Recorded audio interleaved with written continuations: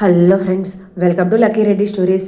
Please story విన్న తర్వాత like, comment, share and subscribe, అలానే హైప్ ఆప్షన్ ఇచ్చి పాయింట్స్ ఇవ్వటం మాత్రం మర్చిపోవద్దండి. ప్లీజ్ స్టోరీని ఎంకరేజ్ చేయండి. ఇప్పటికే 30 భాగాలు పైన అయిపోయాయి. మీ అందరికీ నచ్చింది అని అనుకుంటున్నాను. ఇక స్టోరీలోనికి వెళ్ళిపోదాం.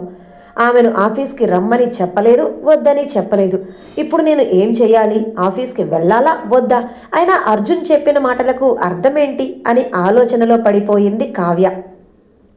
కరుణ గుమ్మం దగ్గర నిలబడ్డ కావ్య దగ్గరకు వచ్చి, ఏంటే ఇక్కడే నిలబడ్డావు? ఆఫీస్కి వెళ్తున్నావా లేదా అని నార్మల్గా అడిగింది. ఏమో అమ్మా, నాకు అదే తెలియటం లేదు. మా బాస్ మన ఇంటికి ఎందుకు వచ్చాడో ఎంత ఆలోచించినా అర్థం కావటం లేదు అని తనలో ఉన్న ఆలోచనలు కన్ఫ్యూజన్తో అన్నది తన తల్లితో.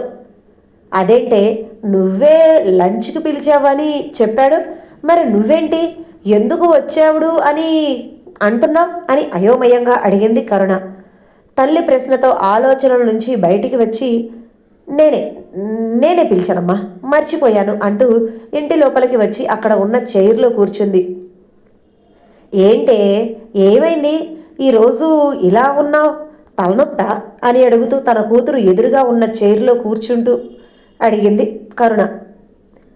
అటువంటిది ఏమీ లేదులేమ్మా, నా మైండ్ అంతా కన్ఫ్యూజన్గా, గందరగోళంగా, గజిబిజిగా ఉంది అని తల పట్టుకొని చెప్పింది కావ్య. దేని గురించే అంతగా ఆలోచిస్తున్నావు అంటూ కూతురు చేతిని తన చేతిలోనికి తీసుకుంటూ ఆప్యాయంగా అడిగింది కరుణ. అంటే అమ్మా, ఇప్పుడు మా సార్ నాతో చెప్పిన విషయం గురించి ఆలోచిస్తున్నాను. అసలు దేనికి చెప్పాడా, నాకు చెప్పాల్సిన అవసరం ఏంటా అని అర్థం కావటం లేదు. హో, అబ్బాయి చెప్పిందా అని సింపుల్గా అన్నది కరుణ. అదేంటమ్మా అంత సింపుల్గా తేల్చేస్తున్నావు? ఇక్కడ నాకేమీ అర్థం కాక జుట్టు పీక్కుంటుంటే నీకేం అర్థమయ్యింది అని. అబ్బా ఏం లేదే, నువ్వేదో తప్పు చేస్తున్నావు, అది అతను నీకు ఆ విధంగా చెప్పాడు అంతే అని సింపుల్గా చెప్పి, ఎక్కువగా ఆలోచించకుండా వెళ్ళి రెస్ట్ తీసుకో, నువ్వు తప్పు చెయ్యవు అని నాకు తెలుసు. నేను ఆ పాపకి డ్రెస్ కుట్టి ఇచ్చేసి వస్తాను అని చెప్పి మిషన్ కుట్టడం మొదలుపెట్టింది కరుణ.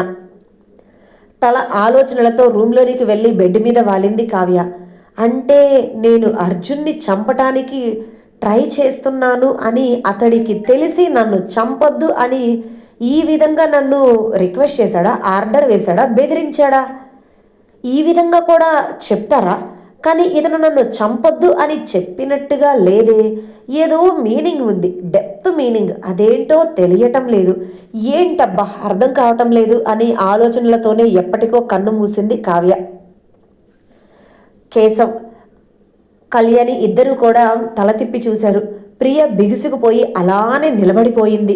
కార్తీక్ చనిపోయాడు అనే వార్త విని ఇద్దరూ బాధగా ప్రియ దగ్గరకు వచ్చి ఆమె చేతిని పట్టుకున్నారు. వాళ్ళ మనసులో ఉన్న బాధ ఎలా ఉందో ప్రియాకి కూడా అలానే ఉంటుంది అని అర్థం చేసుకున్నారు. అత్తయ్య, అత్తయ్య, నేను వింటున్నది నిజమేనా లేదంటే పొరపాటు పడుతున్నానా అని పూడుకుపోయిన గొంతుతో అడిగింది ప్రియ. కన్నీళ్లు వస్తుంటే అతి కష్టం మీద ఆపుకుంటున్న కేశవ్, నిజమేనమ్మా, పోలీసులు కన్ఫర్మేషన్ చెప్పారు కదా, మీ పెళ్లి జరిగి ఇప్పటికే 10 రోజులు అయ్యింది. ఆ రోజు నుంచి నేను ఎంక్వైరీ చేయిస్తూనే ఉన్నాను. ఇదిగో ఇప్పటికీ వాళ్ళు కార్తీక్ గురించి తెలుసుకొని ఇక మనకు కార్తీక్ లేడు అనే నిజాన్ని చెప్పారు అని అప్పటికే ఆపుకోలేని కన్నీళ్లను స్వేచ్ఛగా బయటకు వదిలేస్తూ అన్నారు. అంటే అంటే అర్జున్ చెప్పింది నిజమేనా? ఇన్ని రోజులు ఎక్కడో ఏదో చిన్న అనుమానం ఉండేది, సొంత అన్నయ్యను ఎలా చంపుతాడు అని. కానీ అర్జున్ నిజంగానే కార్తీక్ గారిని చంపేశాడా అని ఆశ్చర్యం, బాధ, కోపం కలగలిసి ఒక అడుగు వెనక్కి వేస్తూ అన్నది ప్రియ. కళ్యాణి అంతకు మించి ఆశ్చర్యంగా, ఏం మాట్లాడుతున్నావు ప్రియా? కార్తీక్ని అర్జున్ చంపడం ఏంటి? కన్నీళ్ల కంటే ఆమె విన్న మాటలకి కోపం మరింత పెరిగిపోతూ అడిగింది ఆవేశంగా. అది అది అతయ్య అంటూ అర్జున్ తనతో చెప్పిన మాటలను చెప్పింది ప్రియ. అంటే అంటే నిన్ను పెళ్లి చేసుకోవటానికి కార్తీక్ అడ్డుగా ఉన్నాడు అని చంపేశాడా? కనీసం మాకు చివరి చూపు కూడా దక్కనివ్వకుండా చేశాడా అని ఆవేశంగా ప్రియ 2 భుజాలు పట్టుకుని ఊపేస్తూ అడిగింది కళ్యాణి. అవును అన్నట్లుగా కన్నీళ్లతో తలదించుకుంది ప్రియ. అంతకు మించి ఏమీ మాట్లాడలేకపోయింది. అర్జున్ మీద కేశవ్ కళ్యాణి ఇద్దరికీ అసహ్యం వేస్తుంది. ప్రేమ కోసం సొంత అన్నయ్యని ఎలా చంపగలిగాడు అనుకుంటూ తల్లికి మించిన కొడుకులా ఉన్నాడు. ఇంతకు మించి ఏం చేస్తాళ్లే, ఒక కసాయి వాడిలా తయారయ్యాడు. ఇద్దరూ ఇద్దరే అని ఒకేసారి అన్నారు. కరెక్ట్గా అదే సమయంలో ఇంటి లోపలికి ఎంటర్ అయ్యాడు అర్జున్. ముగ్గురు ఒకే చోట కన్నీళ్లతో ఉండటం గమనించి, ఏంటి ఇంటిలో సంతాప సభ జరుగుతున్నట్లుగా కనిపిస్తుంది, ముగ్గురు ఒకే చోట కూర్చొని కన్నీళ్లను పోగు చేసుకుంటున్నారా, లేదంటే సముద్రాన్ని తయారు చేస్తున్నారా అని వెటకారంగా అన్నాడు అర్జున్. కేశవ్ ఆవేశంగా అర్జున్ దగ్గరకు వచ్చి అతడిని కొట్టడానికి చేతిని ఎత్తాడు. ఆఖరి క్షణంలో అది గమనించిన అర్జున్ కేశవ్ గారి చేతిని పట్టుకొని, ఏంటి ఇంత ఆవేశం, అయినా నన్ను కొట్టాలి అనే ఆవేశంగా మీదకు దూకుతున్నారు, నన్ను కొట్టే అవకాశం నేను మీకు ఇస్తానా ఏంటి అని సైడ్ స్మైల్తో అన్నాడు అర్జున్. ఎందుకురా, ఎందుకు కార్తీక్ని చంపేశావు, వాడు నీకు ఏమి అన్యాయం చేశాడు, మేమైనా నీతో కోపంగా ఉన్నాం, కానీ ఏ రోజు వాడు నిన్ను పల్లెత్తి మాట అనలేదు. నా తమ్ముడు నా తమ్ముడు అంటూ నిన్ను ఎప్పుడు ప్రేమగా దగ్గరకు తీసుకున్నాడు, కనీసం ఆ కృతజ్ఞత కూడా లేకుండా నువ్వు ప్రేమించిన అమ్మాయిని పెళ్లి చేసుకుంటున్నాడు అని చంపేస్తావారా అని కళ్యాణి ఆవేశం అంతకు మించి బాధగా వచ్చి అర్జున్ షర్టు కాలర్ పట్టుకొని అడిగింది. అర్జున్ కళ్ళు రెండు చిన్నవి చేసి వాళ్ళిద్దరి వైపు చూస్తూనే మరలా తన చూపుని ప్రియా వైపు మళ్లించాడు. కింద కూర్చొని మోకాళ్ళ మీద తల పెట్టుకుని వెక్కిళ్లతో ఏడుస్తుంది ప్రియ. అది గమనించిన అర్జున్, ఓహో మ్యాటర్ లీక్ అయ్యిందా అని చాలా సింపుల్గా అన్నాడు. వాళ్ళకు తెలిసిన పెద్ద ప్రాబ్లం ఏమీ లేదు అన్నట్లుగానే. ఏంట్రా, ఒక వ్యక్తిని చంపటం నీకు అంత సింపుల్గా ఉందా, అది కూడా నీ సొంత అన్నయ్య అంటూ కళ్యాణి అర్జున్ మీదకు చెయ్యి ఎత్తింది కొట్టడానికి. తన కొడుకుని చంపాడు అన్న బాధ, కోపం, ఆవేశం, ఆక్రోశం, ఆవేదనతో. హలో హలో హలో ఏంటి, ఓ నా మీదకు తిరగబడుతున్నారు, అయినా ఏం జరిగింది, ఇప్పుడు వాడు పైకి పోయాడు, అక్కడ ప్రశాంతంగా ఉంటాడు, ఇక్కడ ఉండి మీ గోల పడలేక అక్కడే వాడికి ప్రశాంతంగా ఉంటుందిలే, అయినా చిన్నప్పటి నుంచి నేను ఏది కోరుకుంటానో ప్రతీది మీరు వాడికి ఇస్తారు కదా, నేనేం చేశాను, ప్రతిదీ వదులుకున్నట్టు నేను ప్రేమించిన అమ్మాయిని కూడా వదులుకోలేను కదా, అందుకే నాకు కావాల్సింది నేను దక్కించుకున్నాను అని పిడికిలు బిగిస్తూ కళ్ళు పెద్దవి చేసే అన్నాడు అర్జున్. అంటే అంటే ఏంట్రా నీ ఉద్దేశం అని కేశవ్ గట్టిగా గర్జించినట్లే అడిగాడు. పర్టిక్యులర్గా ఉద్దేశం అంటూ ఏమీ లేదు, నాకు కావాల్సింది నేను దక్కించుకోవాలి అనుకున్నాను, దక్కించుకున్నాను, అది రాంగ్ వేనా రైట్ వేనా అని నేను చూడలేదు, నాకు అనుకున్న ప్రతిదీ నాకు మాత్రమే సొంతం అవ్వాలి, అది చిన్నదైనా పెద్దదైనా సరే అని సూటిగా అన్నాడు అర్జున్. అర్జున్ని ఎన్ని అన్నా ఉపయోగం లేదు అని అర్థం చేసుకున్న కళ్యాణి ఇక తన కొడుకు తనకు లేడు అనే నిజాన్ని జీర్ణించుకోలేక కింద కూలపడి నా కొడుకుని నాకు దూరం చేశావు కదరా అంటూ గుండెలు బాదుకుంటూ గట్టిగా ఏడుస్తుంది. కరెక్ట్గా అప్పుడే ఆ ఇంటిలోనికి సరోజ, కిరణ్ ఇద్దరూ ఎంటర్ అయ్యారు. ఏమైంది కళ్యాణి, ఎందుకు అలా ఏడుస్తున్నావు అంటూ ఏడుస్తున్న కళ్యాణిని చూసి సరోజ పరుగున కళ్యాణి దగ్గరకు వచ్చి అడిగింది. ఏం చెప్పమంటావు సరోజ, ఇదిగో వీడు వీడు అంటూ అర్జున్ వైపు వేలు పెట్టి చూపిస్తూ వాడు ప్రేమించిన అమ్మాయి కోసం తన సొంత అన్న కార్తీక్ని చంపేశాడు అని వెక్కిళ్లతో ఏడుస్తూనే చెప్పింది కళ్యాణి. ఆ మాట విన్న సరోజ, కిరణ్ ఇద్దరు ఆశ్చర్యం ప్లస్ షాక్కు గురి అయినట్లుగా అర్జున్ వైపు చూశారు. వాళ్ళకి నమ్మటానికి కష్టంగానే ఉంది. ఏం మాట్లాడుతున్నారంటే, అర్జున్ కార్తీక్ అన్నయ్యని చంపటం ఏంటి, లేదు మీరు ఏదో పొరపాటు పడుతున్నారు, అలా జరిగే ఛాన్సే ఉండదు అని అర్జున్ మీద ఉన్న నమ్మకంతో గట్టిగా చెప్పాడు కిరణ్. మేము పొరపాటు పడటం లేదు, అది వాడి నోటితోనే చెప్తున్నాడు, వినండి, అసలు ఎలా చెప్పగలుగుతున్నాడో, వాడికి అంత కర్కశమైన మనసు ఎలా వచ్చిందో నాకైతే అర్థం కావటం లేదు. దాని బదులు నన్ను చంపేసినా బాగుండేది, నా కొడుకు లేని జీవితం ఇక ఎందుకు అని తల కొట్టుకుంటూ గుండెలు బాదుకుంటూ ఏడుస్తుంది కళ్యాణి. అర్జున్ ఏమీ పట్టనట్టుగా పక్కనే సోఫాలో కాలు మీద కాలు వేసుకుని కూర్చొని ఎదురుగా ఉన్న మ్యాగజైన్ తీసి చదువుకుంటున్నాడు. వాళ్ళ కన్నీళ్లు చూస్తుంటే తనకి కష్టంగా అనిపించటం లేదు, జాలి వేయలేదు. రేయ్, ఏంట్రా ఆంటీ ఏదేదో చెప్తుంది, కార్తీక్ అన్నయ్యని నువ్వు చంపటం ఏంటి? నువ్వు అబద్ధం చెప్తున్నావు కదా, నిజం చెప్పు అని కిరణ్ అడిగాడు. హా, అబ్బా, అబద్ధం చెప్పాల్సిన అవసరం నాకేంట్రా బాబు, నాకు దక్కాల్సింది వాడు దక్కించుకుంటుంటే నేను చూస్తూ ఊరుకుంటానా ఏంటి? అందుకే వాడు వెళ్ళాల్సిన ప్లేస్కి వెళ్ళిపోయాళ్లే, అక్కడ హ్యాపీగా ఉంటాడులే అని నిర్లక్ష్యంగా అంటూనే ఆయన 10 రోజుల తర్వాత నిజం తెలుసుకున్నారు. వీళ్ళు కొడుకు గురించి ఎంత ప్రేముందో కొడుకు మీద అని వెటకారంగా అన్నాడు అర్జున్. సరోజ ఏమీ మాట్లాడలేక మౌనంగా ఇంట్లో ఉన్న అందరి వైపు చూస్తుంది. ప్రియ వంటగది గోడ దగ్గరికి కింద కూర్చొని వెక్కుళ్ళు పెడుతుంటే కళ్యాణి నేల మీద కూర్చొని కన్నీళ్లతో తన బాధను బయటకు వెళ్ళగక్కుతుంది. ఇక కేశవ్ గారి పరిస్థితి కూడా ఇదే, మరీ దారుణంగా ఉంది. చంపింది తన కొడుకే, చనిపోయింది తన కొడుకే, ఇద్దరూ తన పిల్లలే, ఇద్దరూ తనకు ముఖ్యమే. అలా అని అర్జున్ చేసింది తప్పు అని కాదు, కార్తీక్ చేసింది రైటు అని కాదు. తప్పు ఏదైనా చేసింది అర్జున్ అంటే అని అనుకోవటానికి లేదు, తనదే తప్పు. మొదటి నుంచి ఇంట్లో తన వల్లే తప్పులు జరుగుతున్నాయి. అదీ కాక ఇప్పుడు కార్తీక్కి పెళ్లి చేయాలి అని కార్తీక్ని ఒప్పించి పెళ్లి చూపులకి తీసుకుని వెళ్ళింది కూడా కేశవ్ గారే. అక్కడ ప్రియా కార్తీక్ ఇద్దరూ ఒకరినొకరు ఇష్టపడటంతో వెంటనే పెళ్లి ముహూర్తాలు పెట్టించేశారు. అర్జున్ ప్రియాని ప్రేమించాడు అనే విషయం కేశవ్ గారికి తెలియదు. బహుశా తెలిసి ఉంటే పెళ్లి వరకు రానిచ్చేవారు కాదేమో. అంతకు మించి ఆ రోజు తను కల్పనతో కలవటమే పెద్ద తప్పు. ఒక కంట రాక్షసత్వం ఉంది, మరో కంట కన్నీరు ప్రవహిస్తుంది.